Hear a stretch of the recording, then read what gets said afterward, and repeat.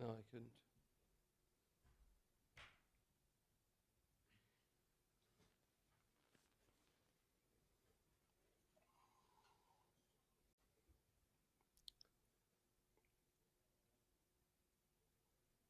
Gotcha.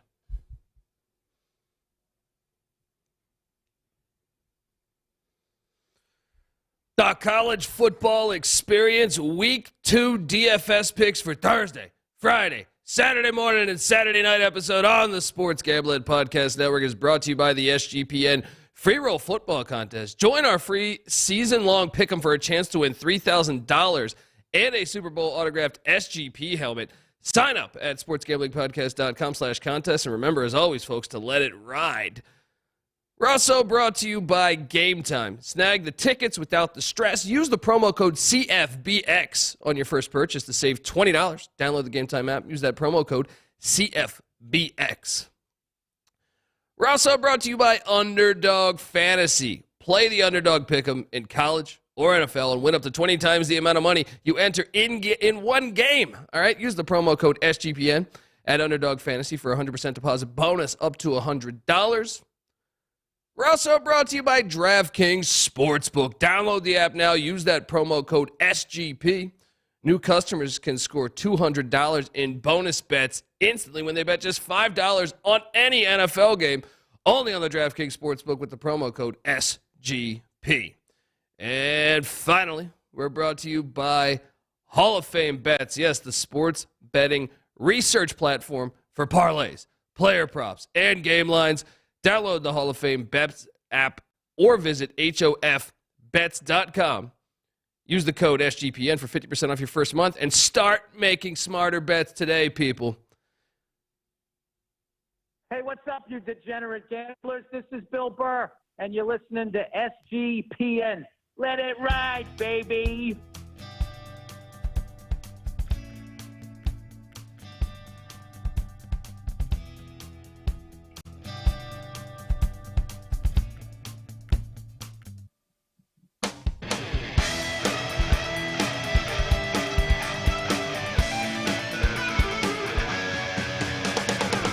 Yes, yes, yes. Woo!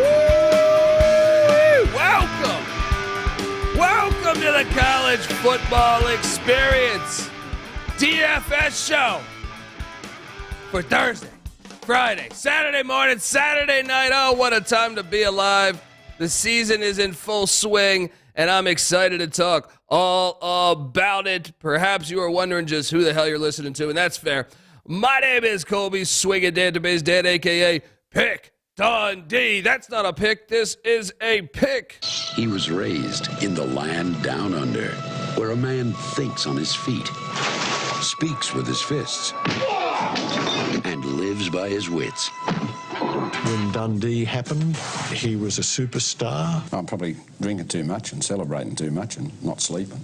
Would have killed a normal man, but no, that's gone. The medical advice I got from that was like being hit by lightning. Pretend it never happened and get on with your life. Yes, folks, the season is here. Wearing some merch for basketball. Don't worry, I host the college basketball experience as well. But hey, get on over to the SGP merch store. We got deals. Got a new dog bowl. You do it. All right? We all love dogs, whether you're betting on them or you love the, just a good old... I got a dog. I got Muddy Waters out there in the universe. Part husky, part shepherd.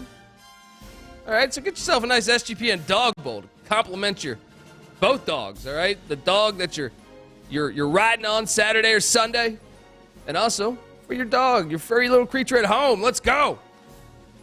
I am joined by my co-host, the DFS god himself. I'm sure he's going to be touting about a couple wins from the past weekend, but give it up for the rooftop IPA drinking, homebrew making, tobacco road living, the free lock giving, former Herndon Basketball League MVP. Give it up for NC Nick in the place to be. There we go. What's going on, man? I'll give you a little music. Love it. First down. Let's go. There we go. Man, here we go. We got a loaded slate. Thursday, Friday, Saturday night. 4 slates for DFS. We're going to try to squeeze it all in to this episode. But first, I wanted to touch base on a couple of games we left off last night.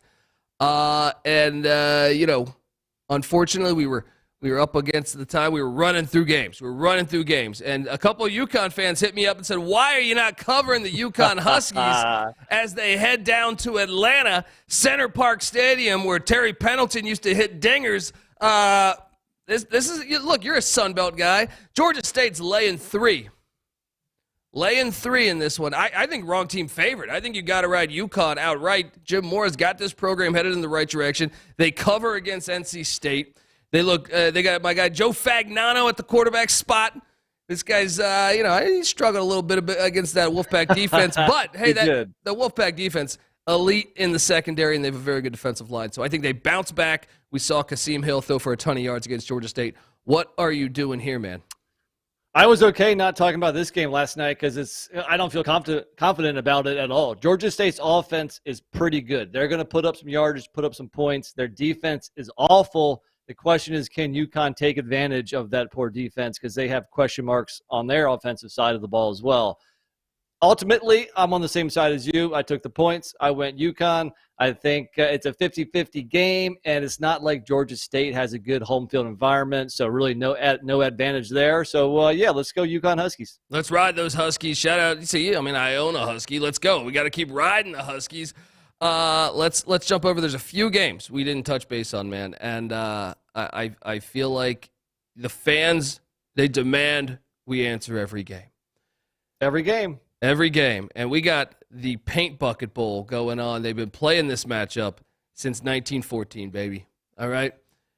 How can we forget the Paint Bucket Bowl? The Paint Bucket Bowl, baby. Memphis Tigers, Arkansas State. They're about 45 minutes apart. Jonesboro, Arkansas to Memphis. This one, though, at Center Park or whatever at Centennial Bank, whatever they're calling that corporate bullshit in Jonesboro these days. It's no longer a dry county. They do have an open bar. Shout out to things are only up and up, especially in Arkansas. 21.5 is the spread. I struggled with this one because I think they looked terrible a week ago, and 21.5. It's a rivalry game. Yeah, give me the points, I guess. What are you doing here? It's funny you mentioned a year ago because these teams did play a year ago in Memphis, and that score was 44-32 with the Memphis Tigers kind of eking out that win here. So I do think it's too many points, regardless of how bad Arkansas State looked against Oklahoma last weekend. It's at home. I think they can do enough to lose by 17-20 or so. There we go. And then, look, I am really excited about this matchup. Jacksonville State. Rich Rodriguez, 2-0. Zion Webb, 7th-year quarterback, transfer from Clemson, heading to Conway, South Carolina, where Jackson State actually, I believe in Coastal's first year in the FBS, or maybe it was their last year in the FCS. They've played one time, and they went down to Jacksonville, Alabama, and took an L. Can the Gamecocks go 2-0 against your Dirty Birds, a.k.a. Big Bird and Grayson McCall? Coastal's laying 14 points. I think this is a pretty ridiculous line. I will take the 14 points, and I actually think we should probably bet this. What are we doing here? I'm betting it. I'm going to lock up Jacksonville State. I was surprised. 2 touchdowns? Come on, man. Too much. Lock up the Gamecocks getting 14. Brooks Stadium. Double lock. Yes, got to love this. Conway, South Carolina. Shout out to their NIL collective because it's basically all ran by the guy that created Hooters. We enjoy that. Okay. A couple other ones that I wanted to note, and I thought Biff Poggi returns, former high school coach in Maryland, returns to College Park in the great state of Maryland. They're catching 24.5. I'm going to ride with the 49ers here. I think their defense may be able to lock down Maryland enough to cover this one. Don't feel great about it. Not betting it personally, but I'll take the Clits plus 24.5. What are you doing here? Well, you're certainly higher on the Clits than me. I'm on Maryland here. I'm going to lay the points. I just think they're clearly the superior team, plus they're at home. I didn't see enough good things from Charlotte last weekend. I'm going to lay the big number. Wow. Okay. Temple, Rutgers, old Big East matchup. Old Big East matchup. We like to see this back on the schedule. Rutgers laying 9 in Piscataway against E.J. Warner, son of Kurt Warner, Stan Drayton. They battled back. They were down big to the Akron Zips. They battle back and get the dub. One of these teams is going to be 2-0, and it's going to be a good storyline moving into week 3. I'll take the points, but I think Rutgers may get the win. What are you doing here?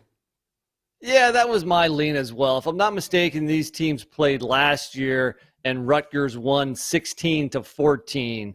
I think Temple's offense is light years better than they were on Saturday, September 17th, 2022. So I think they have enough to cover, anything more than a touchdown. Give me the dog. Let's go. All right, look, we got a couple other games I want to hit on that are noteworthy for this weekend. But before we do that, I want to tell you that the College Football Experience Week 2 DFS show is brought to you by our free roll football contest, people. Have you signed up yet for our free season-long NFL Pick'em contest? What are you doing? The Lions and Chiefs are kicking off in a couple hours here, folks. $1,000 place for first place, $500 for second place. But get this, if you're a Patreon member, which you should be, $2,000 for that winner, $1,000 for second place. Just saying, makes a lot of sense. And plus, also, if you're a Patreon member and you win that free roll football contest, you'll get an autographed full-size Sports Gambling Podcast helmet, which includes the signatures of one Joe Theismann, the last real quarterback in America. Bill Romanowski, all right? Pac-Man Jones, John the Spider Sally, Eric Metcalf, LeGarrette Blount. That's a lot. That's a lot right there. You got some Super Bowl champs all scattered through there. Sign-up link is at sportsgamblingpodcast.com/contest, sportsgamblingpodcast.com/Patreon to get your chance to double your prizes and win weekly Patreon picks, or pick'ems, I should say. We're also brought to you by DraftKings Sportsbook. Yes, can you believe we've had 7 months without an NFL game? Crazy, right? Well, good thing that's over. Starting tonight, baby. All right, because the NFL is here, and DraftKings Sportsbook, an official sports betting partner of the NFL, is giving you a can't-miss offer for Week 1. This week, new customers can get $200 in bonus bets instantly when you bet just $5 on any NFL game. $5! What do you got going, all right? Even if you're dead broke. Ask old grandma for some milk money. You go out to get them. They're out of milk. Throw that thing on there. You're going to get $200 in return. You'll be betting for the next couple days. Let's go. All right? What a deal. DraftKings is hooking everybody up with game day greatness. All customers can take advantage of 2 new offers every single game day this September. Think about that. A lot of game days, too. Check the app to see what you get. I can tell you. It seems like everyone's on the over in that game tonight, but now that that line's moving up, I guess I'll go under. Let's go. Download the app now. Use the promo code SGP to sign up. New customers can take up $200 in bonus bets instantly just for betting $5, as I alluded to. That's promo code SGP. Only on the DraftKings Sportsbook, an official sports betting partner of the NFL. The crown is yours, people. Gambling problem, call 1-800-GAMBLER. See DraftKings.com/sportsbook for details and state responsible gambling resources. Bonus bets expire 7 days after issuance. We're also brought to you by the Game Time app. Look, I tell this story often. I've told it on this very show. I was once doing stand-up in the great state of Montana. I'm in Montana, and I'm in Missoula, great little town, and, I kept up with FCS football, and I realized that they're playing Eastern Washington. It was a top 10 matchup in the FCS, and damn if everybody in the whole town wasn't talking about this thing on, Monday or Tuesday, and I didn't have a ticket. It was a hard ticket to get, man. I was asking people at the bar, hey, I'll buy you a shot. Give me you got a guy? You got a guy? Let me get you a ticket. But I was really struggling. Last second, I ended up, finding someone that paid cash, paid way more than I should have paid for that ticket. And I went and experienced the beauty of college football. It was a fantastic game. But, it was stressful, right? Well, it shouldn't be that stressful when you're getting tickets to your favorite event, all right? So that's why you get the Game Time app. They got and here's what's great too. It's not only sports, it's music, comedy, theater, whatever, all near you, with killer deals on last-minute tickets and their best price guarantee, which I'll talk about in a second. You can stop stressing over the ticket and start getting hyped for the event that you'll be at. See, I should have just been in the tailgates doing Jaeger bombs. Instead, I was stressing out over getting into Washington Grizzly Stadium. Anyway, my point is, forget planning months in advance, because what's that ever gotten anybody? All right. Game Time has deals on tickets right up to the day of the event, and that's what's fantastic. Right? You don't need to stress, and they have the Game Time guarantee, which is absolutely fantastic. It means you'll always get the best price. If you find tickets in the same section and row for less, Game Time will credit you 110% of the difference. What a deal. So snag the tickets without the stress with the Game Time app. Download the Game Time app, create an account, use the promo code CFBX for $20 off. They're just going to give you a 20 smackaroos. You can use that for some Jaeger bombs. Anyway, terms apply. Once again, promo code CFBX, $20 off. Download the Game Time app. Last minute tickets, lowest price, guaranteed.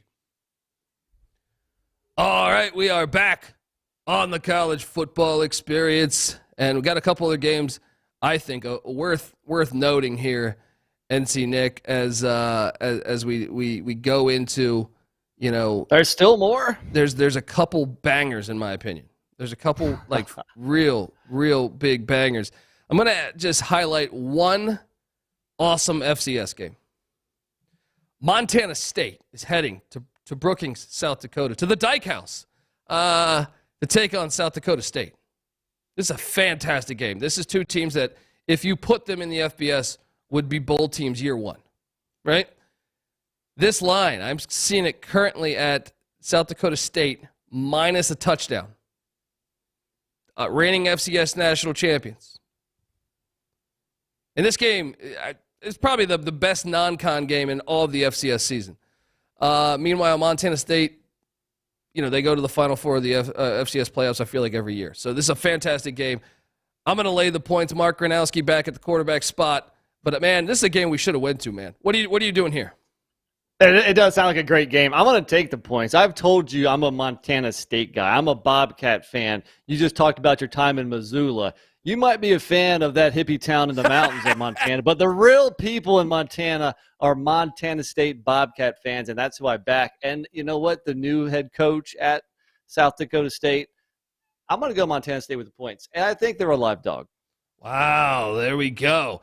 A couple other ones. Idaho, the Vandals, really good FCS playoff team a year ago, probably would have won the first round of the playoffs had they not decided to, instead of playing that home game, they decided to play on the road because of that tragedy that happened in Moscow, Idaho. They got a star quarterback, Giovanni McCoy, who's a stud, who was just a freshman a year ago. They head to Reno, Nevada to take on Ken Wilson, former Mike Leach assistant, and the Nevada Wolfpack. Nevada coming off a royal ass whooping from USC. Nevada is laying, I think, 4 points here. I think wrong team favored, man. I think you got to go Vandals. I think Vandals are going to get it done. Nevada lost to Incarnate Word a season ago. I get it. Ken Wilson, I do think this year's roster is better than last year's, and they get what he's doing offensively and defensively better this year, but I still think Idaho's the better team. What are you doing here?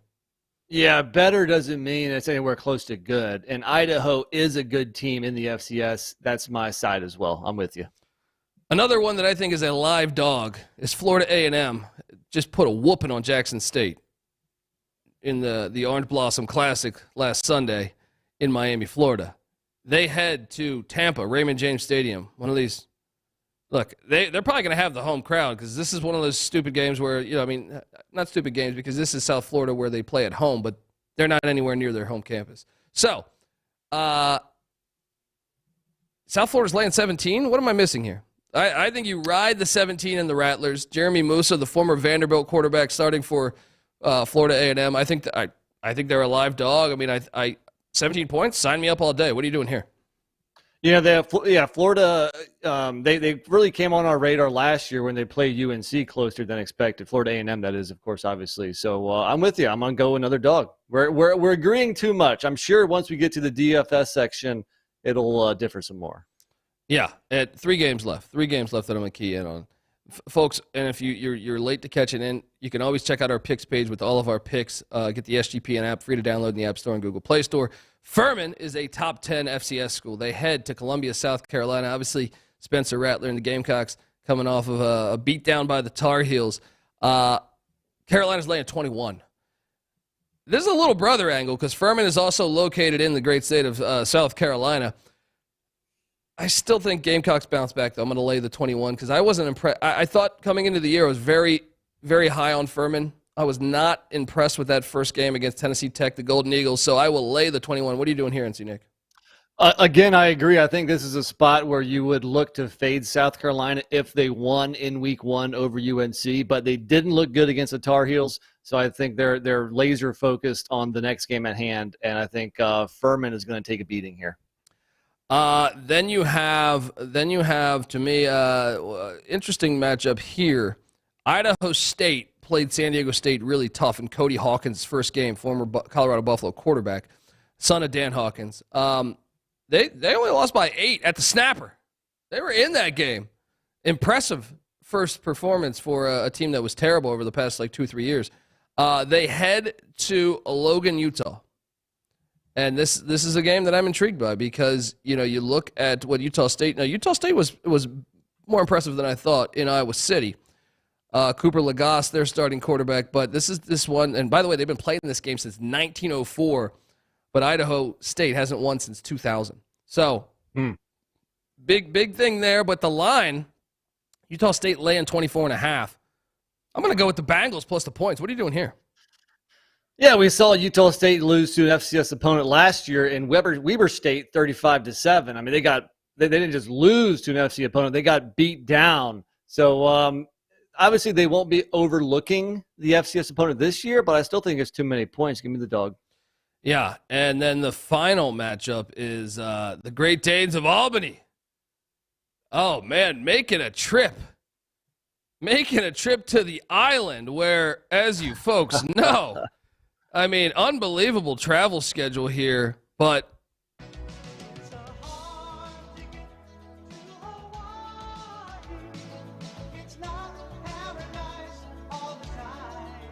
now Albany head coach might have caught a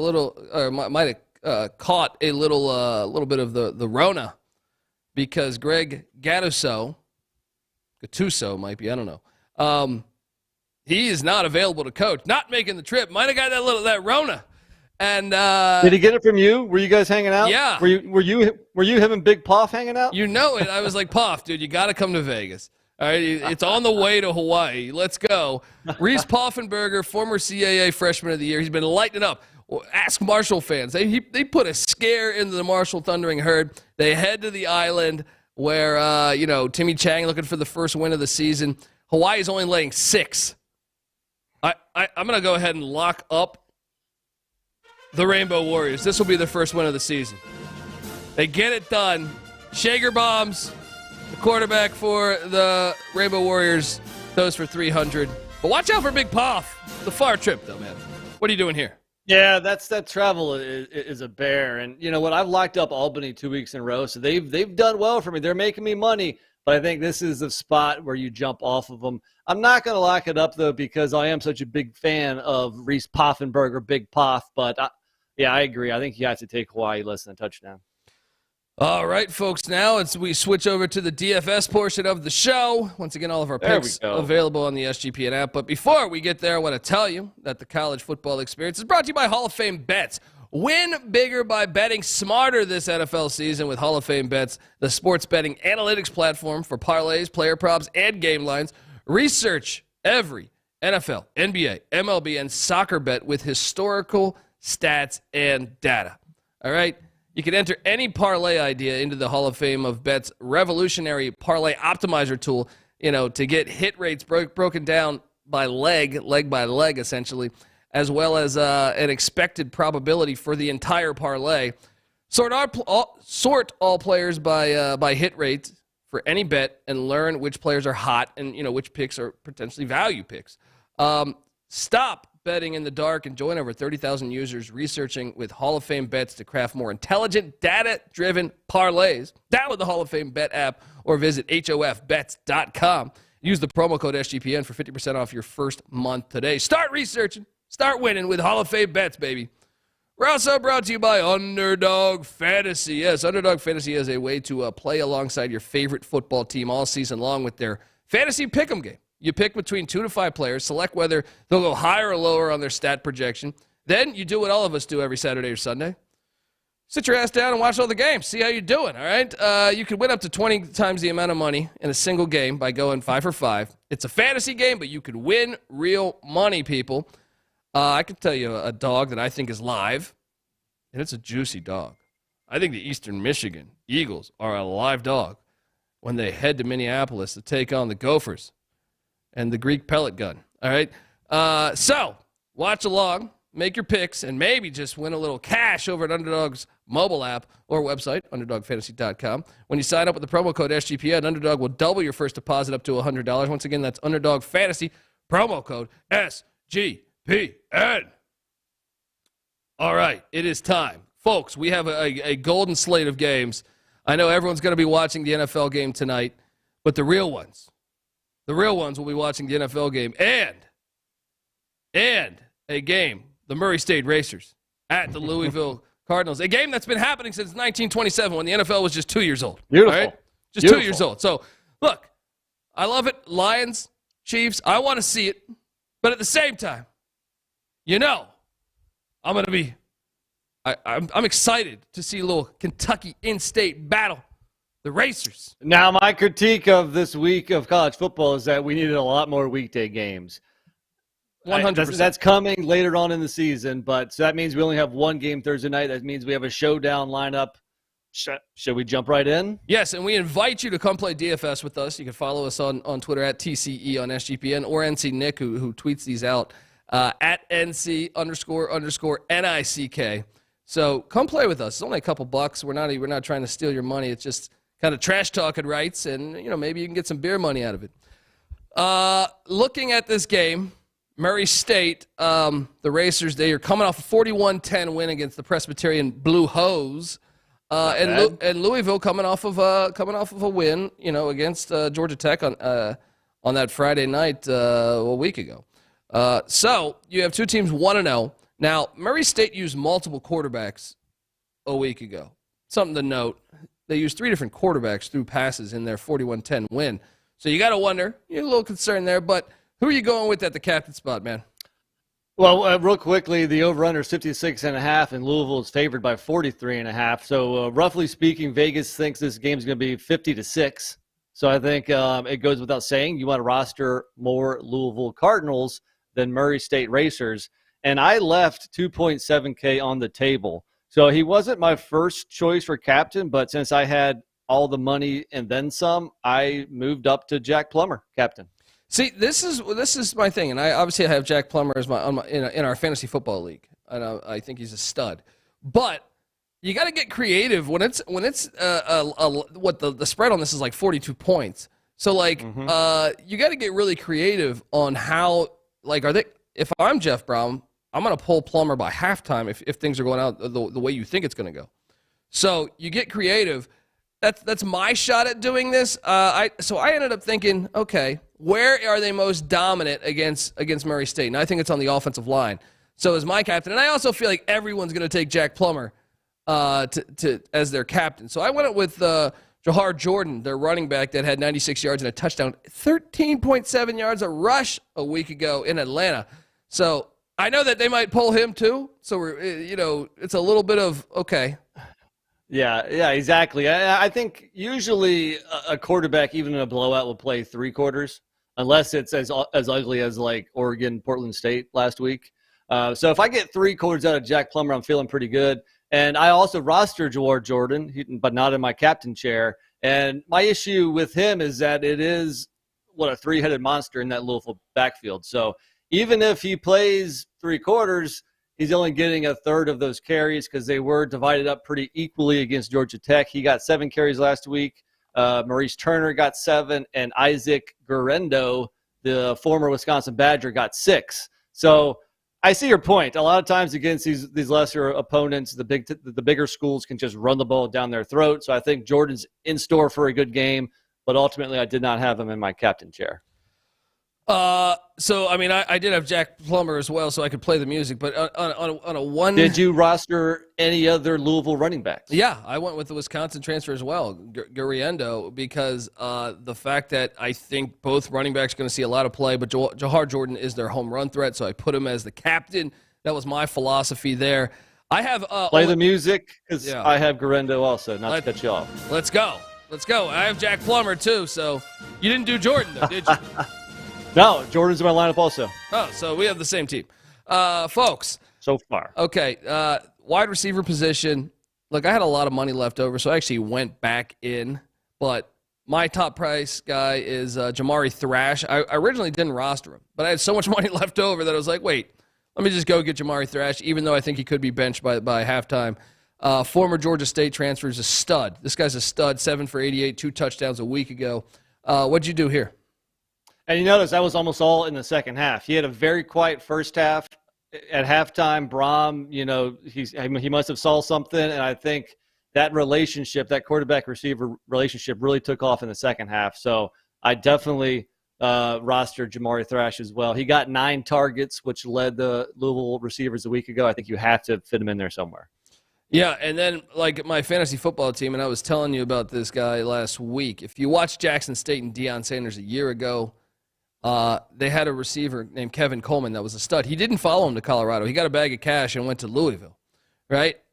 This is a guy that is really cheap. Even last week he was super cheap. He was like $3K last week. Now it's bumped up to $5,600.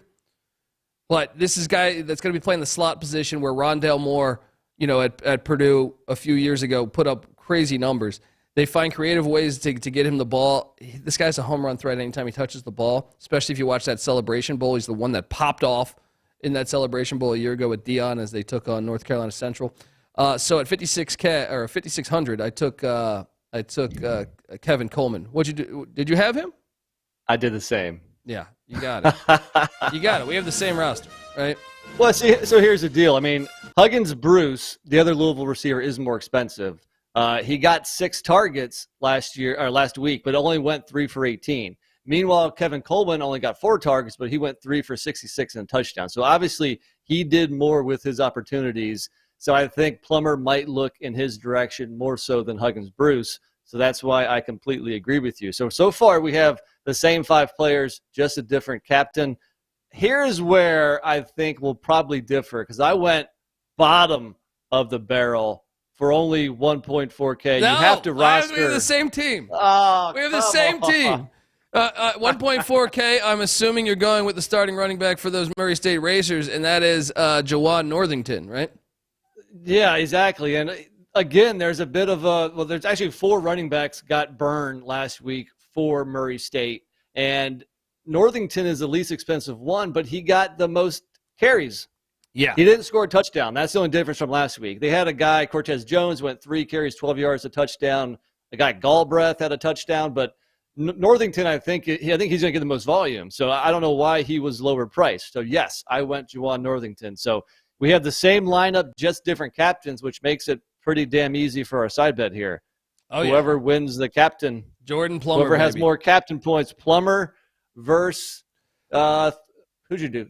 Jordan. Yeah, Plummer versus Jordan, right? So a bottle of bourbon on the line. Now, look. People are wondering, why didn't I roster Murray State's quarterback? Because they used 3 of them a week ago. And none of them, I guess Eric Phoenix was 4 of 5, 24 yards of completion, but I just can't count on that against a Louisville defense that I think will be improved week by week as they get more familiar with Rod English's defense. I would have rostered all 6 Louisville Cardinals if you could, but you have to grab at least one guy from the other team, and unfortunately we settled on the same one. So I guess I was lying when I said we'd have more differences when we start DFS. Well, let's jump over to the Friday slate. So Friday, folks, it's a pretty nice lineup. Just 2 games, but still nice in my opinion. You get the Battle of Indiana State. Taking on Indiana, where former legendary Hoosier head coach Bill Mallory, I think rest in peace, but his son, Kurt Mallory, is at Indiana State. So he's taking on Indiana. They're old rivals. They've been playing since 1925. That game going on. At the same time, you're getting Illinois and Kansas, a game that dates back to 1892 as Jalon Daniels going to get his first start of the season. I've heard that's officially being reported now. But you have Bret Bielema and Illinois coming off of a close win against the Toledo Rockets. So those are the 2 games on the Friday slate. There is an FCS game. Unfortunately, DraftKings hasn't covered that, but they should. If you're real swift, check out the FCS game as well. But here we go. Who's your captain? Well, it's not captain. Yeah, no captain. I'm sorry. Did you go 2 quarterbacks? I did, and even though I've been burned so far early this season, taking players with injury tags, I rostered Curtis Rourke in week 0. He got out early in the first quarter. I rostered Antoine Wells, the South Carolina receiver. He got hurt in the first half, or re-injured in the first half, was pulled. So I'm going to do it again though, and I'm going to go Jalon Daniels 7.5K. He's my boy. He's my fantasy quarterback too. I mean, he by far has the highest upside. This guy could put up 40 fantasy points. I know right now everyone's talking Caleb Williams, Sheduer Sanders, and rightfully so. I'm not trying to shit on those guys, or Michael Penix or whoever. But Jalon Daniels didn't play week 1. He's going to be putting up stats, I think, on par, if not better, than some of those guys. Now, he is playing Illinois defense that was number 1 in the nation a year ago. Ryan Walters, their defensive coordinator, takes the Purdue job. And Toledo was able to get some yards, more yards than I thought, on Illinois. And Illinois went out and hired Jim Leonard, who I thought would make a difference. Maybe he makes a difference in this game. Former Wisconsin interim head coach, and obviously New York Jet and Baltimore Raven. My second quarterback, I went with Luke Altmaier. I stayed in the same game. Instead of me going, Indiana State got blanked against Eastern Illinois in their week 1 FCS game. Now, granted, they didn't start their starting quarterback. That's probably why they got blanked, so that you could find some value in the Sycamores quarterback. But also, in general, and you have Jackson, the Indiana Hoosiers starting quarterback, but he's only had 1 start in his career. I understand they're playing an FCS. I still think, though, the smarter play, Kansas's defense was terrible last year. I do think it'll be slightly improved, but I still don't think it's going to be a good defense. So I think you play Altmaier at 6,400, and you play Jalon Daniels. What'd you do here? Actually, Jackson did not start last week. Brendan Sorsby That's right. did. That's right. He didn't look very good against Ohio State. So they've already said Taven Jackson, the Tennessee transfer, is starting for Indiana. And actually, that's who I went with. I understand the Altmaier play. I decided to roll the dice a little bit more in which should be a juicier matchup, because Indiana should be able to put up some points on the Sycamores. And, you do have the dual threat abilities of Taven Jackson. So I'm glad we differ on the quarterback position, finally. Well, the running back position, did you go with 3 backs? Because I did. No, only 2. Okay, there we go. We're getting a lot of contrast here. We're about to play the music, though, because I think everybody and their moms are going to roster Devin Neal at 6.3K. You are darn right. He is one of the better running backs. Now, here's the thing. Kansas, they got running backs, man. So, I only rostered – last week I rostered 2, and they both treated me pretty decently. But they have Heshaw. They have McDuffie, the former Georgia Tech running back. So they got, but Neal is the stud. Neal is the number 1. So I think you want Neal 6,300. That's probably the home run running back get. I didn't go with any of the other Kansas backups. Did you? No, I didn't. But Neal is fresh off of a 26.9 fantasy performance in a game where 3 other Kansas running backs also got rushing touchdowns. I think in a more competitive matchup, he gets more of those carries. They're not going to feed all those guys that much. So I do love the Neal play, but he is the only Jayhawk I rostered. Now, I think it makes sense, even though the Fighting Illini did not have a very effective ground game week 1, where actually Altmaier was their leading rusher. But I trust Bielema to get that rectified. So my second running back is Reggie Love for 4.4K. Too easy of a play here. Kansas, what was the biggest problem with Kansas a year ago? The run defense, and they gave up a ton of big plays. Well, I think they'll be a tiny bit better, but I still think they're gonna give up a lot of opportunities. And Bret Bielema, I think if he goes back and watches the tape against Toledo, he doesn't like seeing his quarterback as leading rusher. He doesn't like the fact they had to throw the ball that much. I know Bret Bielema football, and I think Reggie Love's 4,400 value play, great play for this week. And the question is either Love or McCray, the 2 Illinois running backs. Some people might take McCray because he put up more fantasy points last week. He had 11 carries for 30 yards and a touchdown. It's really just because he got the touchdown. Love went 12 carries for 63 yards. So, again, he did more with his touches. He just was unlucky and didn't get the touchdown. So I do like Love over McCray this week. Yes, agreed. So I have a third running back. You don't. And maybe I can sway you into taking one here because, look, Indiana State, this game could get ugly. They threw 3 pick sixes pretty much. I know it was technically 2 on the stat sheet, but the third one, he went to the 1 yard line. So basically 3 pick sixes. So it could get ugly, even though it's a in-state rival, little brother against big brother. But when I see Christian Turner, former Wake Forest, I love them at Wake.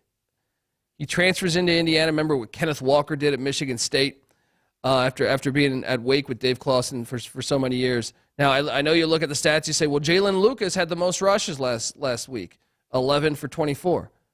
But that's not a good stat line. 2.2 yards a rush. I know you're playing Ohio State's defense, and they're supposed to be improved with Jim Knowles and everything, but Christian Turner actually had their highest yards per average. He had their longest rush of the game. I think he gets more. And even if he doesn't start, which I think he still might start, they might be up by so much that he gets reps because of that. And if they're up by a lot, what are they going to do? They're going to try to run the clock. Tom Allen is a former Indiana high school coach. So I believe he'll keep it classy against Indiana State and not try to run up the score as far as passing. I think they'll run the rock. So Christian Turner at 6K. What do you think of that play? I think it makes a lot of sense. I was kind of turned off from the Hoosier backfield because I wasn't sure who's going to get the carries. It's probably going to be close to an equal split between Turner and Lucas. But also with Taven Jackson starting the game, I think the quarterback is going to absorb some of those carries. So I wasn't sure how many times Turner was going to touch the ball, but matchup-wise, it makes a ton of sense. And basically what it came down to, he was what, 6K? Yeah. Let me ask you this question. Do you have money left over? Do I have money left over? I have $300. Oh, that's it. Okay. Well, you couldn't have rostered this guy, but I decided to lean more towards the Indiana passing attack and I'm done with running back. So my top receiver, actually, was he my most expensive? Yes, he was. Is Cam Camper, the wide receiver 1 on Indiana. Got to roster him, all right? With a name like Cam Camper, come on. So, yeah, I'm there. Dude, Indiana might have only thrown for 82 yards last week, but Camper still had 3 for 35. This guy is a very good receiver. He's just played on a team with poor quarterbacks. Last year against the Fighting Illini, he went 11 for 156. Against Cincinnati, he went 10 for 126. So he's capable of having big games if he can get a quarterback that can get him the damn ball. I think against Indiana State that will happen. So, smart move taking Camper. We're in agreement there. Okay. So that's my top wideout. My second, and this is one you got to pay attention. You really need to pay attention to the injury report because, look, I'm a football guy. And anyone named Grimm, shout out to the former Hog, Russ Grimm, all right, in the Pro Football Hall of Fame. Luke Grimm, 5,700. I think he has a bounce-back week. He didn't necessarily light it up last week, but once again, they're playing Missouri State. I think this game will be closer, which means they'll have more. The starters will be in longer. Pay attention, though. He's questionable, but I think at 5,700, I actually think it's a pretty good value play there. So what are you doing here? Well, I wasn't willing to roll the dice with another guy with an injury tag, so I did not roster Luke Grimm. 2 of the guys I did roster are the other receivers on Kansas, so that's Lawrence Arnold for 6K and Quentin Skinner for 5.2K. I like him. I'm sorry. No, hold on. I didn't roster those guys. Yeah, I did. I'm a little confused here. I thought for a second I squeezed in Mason Fairchild, the tight end, but no, I pivoted off Fairchild because I had the money, and I went Skinner and Arnold, and I like those plays even more if your guy Grimm is hurt. Okay, so yeah, obviously you got to pay attention to that. If you're going to play Grimm, you got to pay attention right up to the kick because you don't want to. Is he your only Kansas wide receiver? He is. Okay. So I only have one guy left. Me too. Who's your guy? Well, look, I want people to realize that Indiana State got blanked by Eastern Illinois in Week 1 in that rivalry game. But, they have the former freshman quarterback of the year in the Missouri Valley, which is a really good FCS conference, and Cade Chambers. He missed that game. I think he might play this game. And if so, I like his security blanket. And even last week, this guy still had 6 catches for 70 yards in Dakota Caton. So, at 4,300, value shop people, especially if Indiana's up big, guess what they're going to do? Doesn't matter what quarterback's in. Indiana State's going to be throwing the ball, trying to catch up. And Dakota Caton, 6 for 70 a week ago. I think there's some value in Dakota Caton. Did you not have a Sycamore on your roster? I did not, but I do understand the play. Game script wise, they will probably be playing from behind and passing often. I don't really trust Indiana to have like an excellent defense either. So that makes sense. But no, my last receiver is back to the Fighting Illini, Isaiah Williams for 5.5K. I think it remains to be seen who Altmaier's favorite target will be. Bryant went 6 for 59 and 2 touchdowns on 7 targets last week, where Williams actually led the team with 9 targets, but just had that 5 for 51 stat line. I think maybe that's reversed this week, and I think Isaiah Williams might have the better game, so that's the direction I went. See, I thought about that, and my only concern was Kansas has a really stud cornerback. He was all Big 12 a year ago, and his name's Kobe Bryant, another Kobe Bryant, besides the Cincinnati corner and obviously the former Laker. But, you know, would Kansas man up and let everybody else beat you and have him on Williams? Maybe. No. Well, he could be on Bryant. Bryant had the better game last week. And Kansas not known for playing man, because normally they kind of like with Leipold, and I think what's made Kansas so good so fast is they kind of have a bend but don't break defense. They kind of sit back. Yes, you get points, but you know they're counting on you to mess up. But Kobe Bryant, a very good corner, probably the best defender on the Kansas Jayhawks, something to pay attention to. What's our bet here? You know, when we're going through there, nothing really stood out unless you just want to go, and I don't feel great about it, but if you want to go Altmaier versus Jackson, our two differences on quarterbacks. Yes, I feel great about this one. I don't, but you know what? I'm a gambling man. There we go, folks. Bottle of bourbon on the line. Taven Jackson. Related to Trace Jackson Davis. People didn't know that. Former Indiana Hoosier power forward. Against Luke Altmaier, former Ole Miss Rebel. Let's go. Let's hop on over to the Saturday morning slate. I'm pumped up for this slate, man. I'm curious, what do you think of the morning slate compared to the night slate? Yeah, I think the night slate is actually probably my favorite lineup, but I feel pretty good about this one too. So, did you go 2 quarterbacks? I did. And I feel pretty a lot good. of different directions we could have went here. I'm curious as to who you ultimately decided on. Well, the most expensive quarterback I have is Sheduer Sanders. I think, everyone's saying, well, Nebraska's defense looks super impressive. Look, they did. Who were they playing? Yeah, they played an awful offense from a year ago, and that offense that lost Mohamed Ibrahim, that lost Tanner Morgan, that lost, what was the stud receiver's name? I'm drawing a blank right now. But all those guys are gone now. They still have Spanford. They still have the other wideout that tears his ACL. Yeah, every week. And but I don't think that offense really pops. They were a terrible offense last year. So I think, and they were replacing a lot of key pieces. So I think Nebraska's defense kind of fools you a little bit. Now I still think if you're a Nebraska fan, you're happy to see that progress, holding a team to 13 points at their home stadium. But this is a horse of another color here. This is just this offense. You saw it, and there's a reason why I was all over the Colorado Buffaloes. I thought the skill position levels, the players, the wideouts, Jimmy Horn, Xavier Weaver, Travis Hunter, those 3, and there's a 4th that didn't even play. But then you add in the running back positions with Edwards out of the backfield, and also I think this week you're going to see Alton McCaskill, former AAC Freshman of the Year. I just think this is a bad matchup for Nebraska. The way that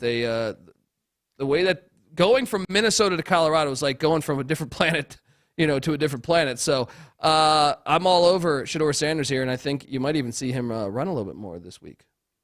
Well, I think that's one of the fascinating things about this Saturday main slate is that what do you do with the Colorado Buffaloes? And even larger than that, what do you do with a lot of the players that put up big-time stats week 1 that are at pretty cheap prices? I mean, Sanders is not at a cheap price, but there's a lot of guys on this slate who put up like 20, 25, 30 fantasy points, and you can get them really cheap. So the trick will be trying to figure out which of those guys were flashing in the pans. Maybe it was just matchup based. Maybe they were playing, an FCS opponent, and what players have that kind of sustainable, they can produce like that every week. That's going to be the tricky thing.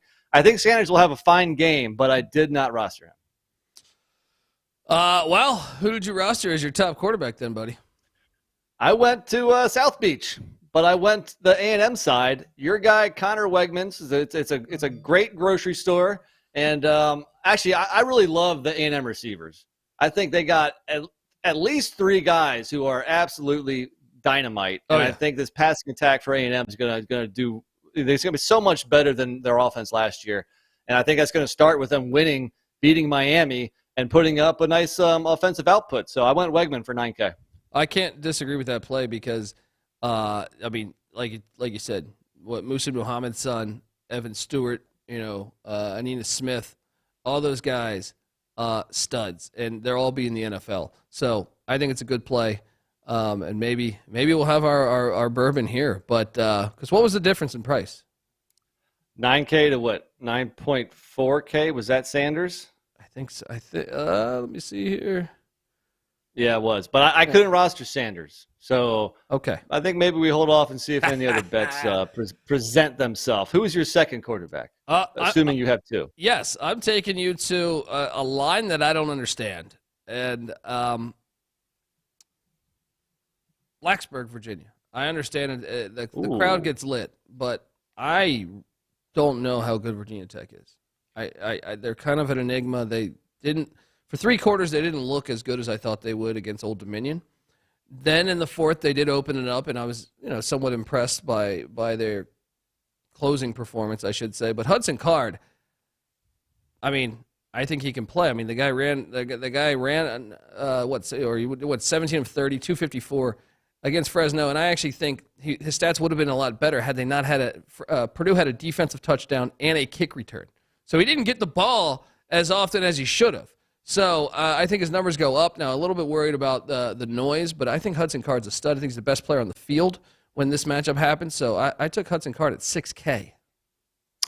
I like it. I was entertaining putting him in my roster. I did not do it. In general, I spent up at the quarterback position because I thought there were so many good options, cheap options at running back and receiver. So I like the play. I'm a little worried about going into Lane, facing Virginia Tech, who, I don't know. I mean, at least historically has a good defense. I don't know if they do anymore. But I like the play. But I went with my guy, with Patty C's favorite quarterback ever, Michael Pratt for 8.8K in a home game against Ole Miss, where I think Tulane is ready and very eager to face an SEC opponent and possibly come up with an upset. And if that does happen, that means that Michael Pratt has a huge game. I didn't have the money, but obviously Michael Pratt is a stud, and he was, as someone that took South Alabama last week, Tulane looked really good. And Pratt was like, I don't even know his final stat line, but at one point he was like, I feel like, 18 of 19, 4 touchdowns. You're like, South Alabama had a really good defense a year ago. So Tulane, super impressive. I like that play. Running back-wise, did you go with 3 backs? Because I did. I only went 2 again. So, one thing I noticed last week, and I don't have any stats to back this up, but it seemed like a lot of the top teams, when they were playing inferior opponents, the passing attacks went more wild than the rushing attacks did. Maybe that's just shows you how football is trending in 2023. But no, for the second straight lineup, I went 4 receivers and only 2 running backs. So who's your first?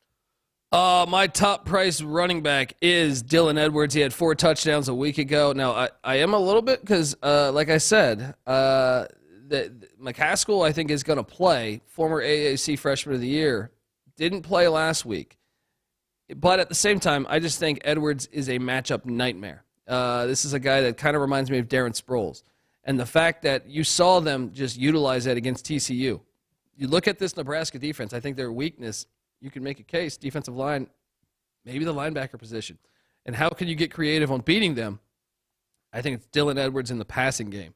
So knowing that he's going to get some rushes as well, and obviously the Colorado rushing attack wasn't dynamic a week ago, but they used the short passing game as their rushing attack. And that's why I think you got to play Dylan Edwards or even McCaskill, because I think that's their plan, is to utilize their run game is basically going to be little dink and dunks.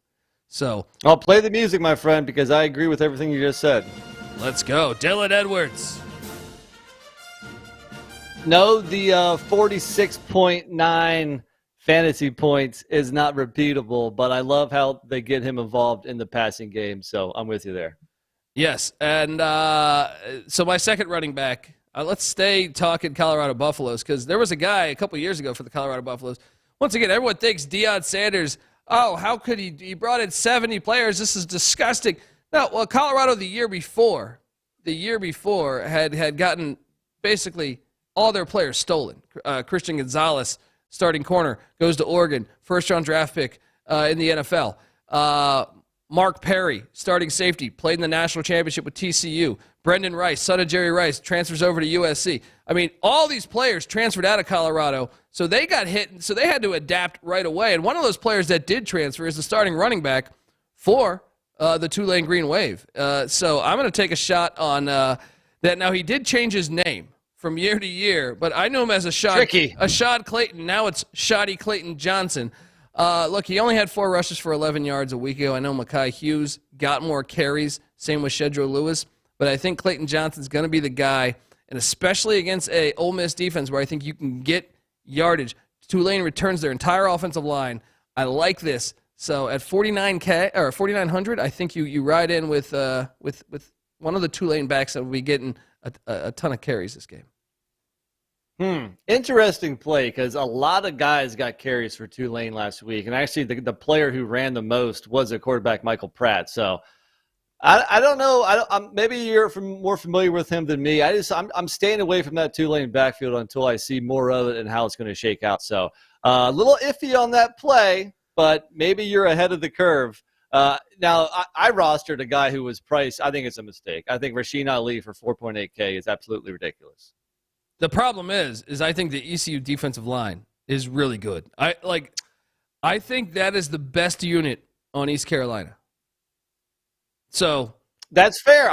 Last night I was saying that they actually limited the Michigan running game, to 130 yards, under 4 yards per carry. But I don't care. If I see a running back like Rasheen Ali for less than 5K, I mean, he's going to get like 20 touches. He's probably going to find pay dirt at least once. This might not be his best game of the season, but for 4.8K, come on now. So Rasheen Ali all day. And if that's a side bet for you, your guy from Tulane against Rasheen Ali. No. No. This is our side bet. Okay. Marlon Gunn, the running back for ECU, against that same game. Let's stick in the same game. ECU taking or hosting the Marshall Thundering Herd. That's an old rivalry. And I was not impressed with Marshall against Albany, right? The Great Danes almost won that thing. Now, I know you can Albany is a pass-first team. You go back and watch the Fordham game from week 1. They're a pass-first team. Now, so they only ran for 39 yards. They're leading rusher. But I think there's opportunity there, and I thought the passing attack of Marshall not very good. I think ECU is going to load the box, make Fancher, the quarterback of Marshall, beat you. And I don't know that he can. And on the other side, I think ECU is going to play both quarterbacks, and they're going to rely on the run game, which I think after playing Michigan, they're going to have some success against the Marshall Thundering Herd. And Marlon Gunn, just 4,200. What do you say? Bottle of bourbon on the line for this one? Bring it on all day. Once again, another timeshare. Let's go. Nah, but he's their stud, man. I know Harris gets ECU carries. Has Harris, Bond, Gunn. You're buying timeshares. Well, I got a thoroughbred in Rasheen Ali here. Dude, Gunn I got a bell cow. Gunn passes the test. He's Marion Butts 2.0. All right, let's go. Receiver. So wait, that's all of our running backs, right? Correct. Okay. Wide receiver wise, my top guy, and I'm going to play this guy. He had a fantastic game. He is on my fantasy team, and it's Jimmy Horn, because this dude is a stud. What did I do with my stats from a week ago? He had like 11 catches a week ago, I feel like, at a touchdown. And I actually think if you look back at that film playing TCU, he should have had more. They missed him on a deep ball. I think he's actually the best wideout that Colorado has. And I think they're gonna get there. So 7,400. Give me Jimmy Horn Jr. What are you doing here? You're putting all the chips in the table on Colorado and ECU, your two favorite teams. What could go wrong? I rostered Connor Wegman, so I'm stacking him with the best receiver on A&M. I was just speaking so finally of those receivers. And I think you rostered him last week. And I'm going Evan Stewart, 7.1K, coming off that game, 8 for 115 and 2 touchdowns. Didn't even play the whole game. Yeah. So I think Evan Stewart is one of the best receivers in the country. He is. He is. And when I went to when me stacking the money green and Kramer went to that A&M game, he jumped off screen. First time I sat down and said, "Who's that? Who's that wideout?" Oh, it's that 5-star. My second wideout, I'm taking you back to the great city of New Orleans and the Tulane Green Wave because Jaquan Jackson had 3 for 106. Woo! Only 35 yards a catch, a little over 35 yards a catch. Look, I think this game's going to be high scoring.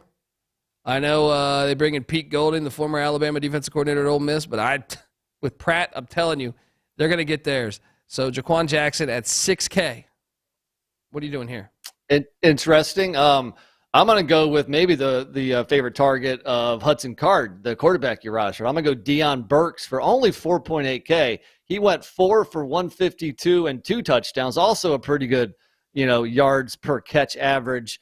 He had 9 targets on the day. He also drew 2 pass interferences, so his day could have even been bigger against Fresno last week. So I think he is criminally underpriced. He's one of those guys where it's like, all right, can he do this every game, or is it a flash in the pan? But I'm going to gamble on Deion Burks to at least have another solid game, especially at that low price point.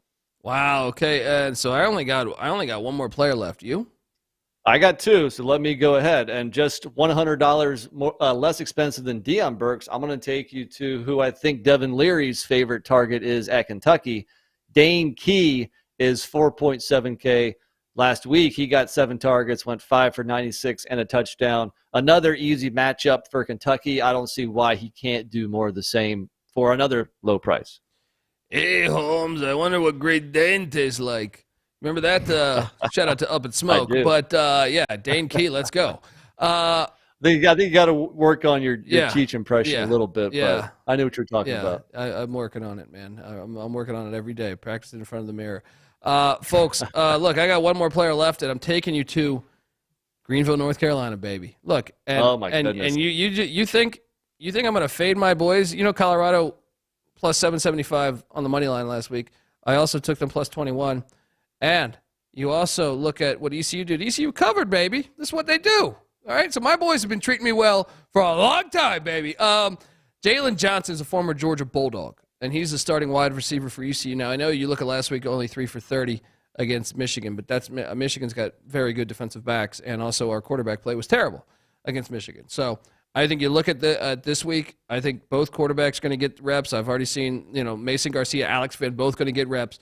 But Jalon Johnson, he was at Georgia for a reason, folks. All right? So load up. I think he's going to scorch this Thunder and Herd defense. Poffenberger was able to have success in the air. So you know damn well the Pirates are going to be able to do it as they are a live dog in Greenville. What do you think of this play? What's his price point? $4,600. Not bad. If you have any money left over, I think I like the 2 guys I roster for 4.8 and 4.7K better. I have $200 left over. So you could roster either of those guys. So I trust the passing attacks with more established quarterbacks for those 2 schools for the receivers I took. So give me the 4,800 then that you have. I'm sorry. Who did you pay? Okay. So that's Deion Burks, Purdue. Bring it on, buddy. Bring it on. Even though I have Purdue's quarterback, dude. What's your guy's name again? Jalon Johnson, Georgia Bulldog transfer for the East Carolina Jalon Pirates. Johnson. Yeah, let's go. I like it. Another side bet. Let's All right, go. my Battle last guy. Bourbon. I like to squeeze a tight end into my roster whenever possible. And this guy, if you got a roster tight end, you might as well roster one of Iowa's tight ends. He sounds like he might be in the Backstreet Boys or an NSYNC, but Luke Lachey, son of Jim Lachey. We talked. We talked Russ Grimm. Now we got Luke Lachey, son of Jim Lachey. If you know your football, he was another member of the Hogs, Washington Redskins. Amazing offensive line back in the late '80s, early '90s. And he's underpriced at 4K. Week 1, he went 7 for 73 on 9 targets. If a receiver has 7 for 73 on 9 targets, I think he's probably in the 5K range, not 4K. So I think he's being penalized just because he's a tight end. Give me Luke Lachey to round out my lineup. I mean, I love that play. But the thing is, they have 2 tight ends, though. Eric All and Lachey. Who's going to get? They start. It seems like all is more the blocking tight end. I think he only had 2 catches last week, but I see your point. Okay, so look, we have one more slate left, the Saturday night slate. This was my personal favorite slate. Did you do the same with 2 quarterbacks? I did, and I had some money left over, so I was kind of playing around with which quarterbacks I went with, and I had some money left over, so I went with the most expensive. I went Bo Nix for 9.4K. Wow. Okay. There's going to be some points in that Oregon-Texas Tech matchup, and you played them too? No. We got a battle, though. We got a battle. I didn't have the battle music ready. Nix versus Shuck? Shuck lost his starting spot to Nix. So he transfers from Oregon to Texas Tech. This is personal. You're going into Lubbock, and you got the guy who beat me out allegedly? Oh, Tyler Shuck all day. Red Raiders going to pull that upset against the Oregon Ducks in Lubbock. You know I'm on the live dog there, and we got this is going to be our bet, right? Yes, definitely. Bring it on, dude. Nix was 10.1K last week, so I feel like I'm getting him for a bargain at 9.4K just because he only put up like 25 fantasy points against Portland State because he wasn't needed. He will be needed in this game, and I think the advantage he has over Shuck is that Nix will get points with his legs. He'll get rushing yards. He'll probably get a rushing touchdown, so I'll take that bet all day long. Look, even if Texas Tech wins. Yeah, well, I mean, the difference is you're going to throw some interceptions. And Tyler Shuck, it's personal, baby. All right? It's personal. My other quarterback, because Shuck wasn't my most expensive, by the way. So I'm wagering over here just because I believe in the guy that's pissed off, you know? All right. I'm taking you to the likes of the Mike Leach Bowl, where they're honoring Mike Leach in Pullman, Washington. Cam Ward, look, they went out and they hired Ben Arbuckle at offensive coordinator. I thought one of the sneaky, great hires this offseason. Arbuckle was the offensive coordinator with Bailey Zappi. He was Zach Kitley's right-hand man. You could track his days back to Houston Christian or Houston Baptist, whatever they want to call themselves these days. And this guy's a stud. You look at his stat line against the Colorado State defense that was actually pretty good as the season went along last year. Cam Ward, 37 of 49, 451 yards, 3 touchdowns. He also had 40 yards rushing and another touchdown on the ground. He is a stud. When I watched that Buffalo-Wisconsin game, Wisconsin, you want to go air raid? You want to do the Phil Longo, Mike Leach thing? Well, defense didn't really look that great against the Buffalo Bulls, in my opinion. Jim Leonard's not there anymore. Yes. I think Wazoo's going to beat them. I think they're going to put up some big numbers against them, too. I like the play a lot. I did not roster him, though, because I decided to spend up on Nix, so I couldn't have 2 quarterbacks taking up that much of my cap. What I went with, this guy's, I don't know, he's not my favorite player. Sometimes he doesn't have that great of fancy output, but I think the matchup is right and the price is right. I went Talia Tagovailoa, whatever his name is, the Maryland quarterback, obviously, for only 7.6K because they're playing Charlotte. And get your Biff Poggi shit out of here. That's where you're wrong. Biff Poggi is not messing around, buddy. And look, told you, better watch out. Better watch out. You don't want to mess with Poggi, all right? Especially when he's back in his home state of Maryland. Let's go. All right, well, running back-wise, I only went 2. I stayed with my formula. Yeah? Three backs, man. 3 backs. So who's your top dog? My top back is Braylon Allen. They still ran the ball enough where I was impressed. I actually play the music. Okay. I think this is their area, like Wazoo. Jake Dickert runs that defense. I know their DC bounces down to Arizona State, but Dickert, defensive guy. So I think their defense will be fine, but I still believe if you're going to beat Wazoo, it's not in the air. It's on the ground. And I think Fickle knows that. And I don't love the matchup, but I think the price is right, and I think it's a bad slate for running backs. Last year when these 2 teams played in Madison, he only went 21 for 98, didn't find the end zone. But I think volume-wise, Allen is going to get his, and if he's under 7K, I think it makes sense to roster him. Yeah. Who's your second running back then? Ashton Genty. Let's go to the Smurf turf. Underpriced at only 4.8K. Look, George Holani is a fine running back. He's solid, but really, I mean, this guy is emerging and surpassing Holani. You saw it last week. Even if the Broncos didn't play Washington very well. He went 10 for 44 and a touchdown on the ground, went 4 for 109 and a touchdown through the air. Ashton Genty's just a dynamic playmaker. It's funny because I got George Halani. Let's go. Let's go. Look at the stats. What was Halani's price? 5,100. So side bet. Bring it on. Bring it on. Look, Genty got the score. Look at this. 10 for 44 against the Washington Huskies a week ago. Genty gets the touchdown. But Halani, 10 for 51. He had the better yards per carry, 5.1 yards a rush. And I believe. What did he do in the air? Genty, I know, had 4 for 109. But that was one 50-yard touchdown, right? Or 60-yard touchdown, whatever it was. And then Halani had just 2 for 7. But it doesn't matter. I think how they beat UCF is with both backs, but I believe Halani, the veteran, the difference maker, baby. So let's go. Battle of Bourbon. I'm going upside, baby. I like it. Bring it on. Bring it on. That game's fantastic. But you have one more running back, right? I do, and I'm taking you back to Lubbock, where I think Taj Brooks, he just had 11 carries, 39 yards for a touchdown. They run the air raid, right? But I also believe Oregon's defense, not the Oregon defense it was, 4 or 5 years ago. I think the defense, we saw it. They gave up a lot of chunks of yardage, whether it was Penix, whether it was Stetson Bennett a year ago, and one performance against Portland State only giving up 7. I'm not buying in yet. Dan Lanning's got a lot of work to do. They lose Christian Gonzalez.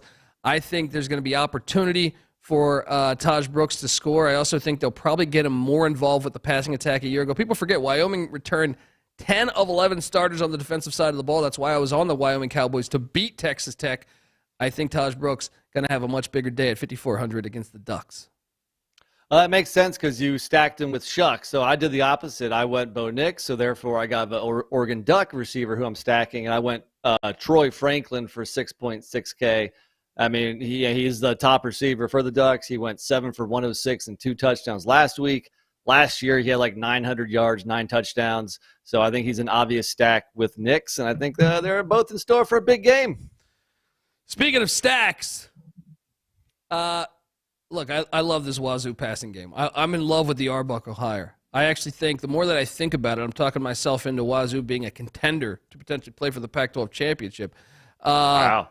Look, I know Lincoln Victor had a dominating performance against Colorado State, 11 for 168, but he didn't score. Josh Kelly is a guy that I know from his Fresno State days with Jake Haener. He transfers into Wazoo, and I thought they did such a great job in the portal.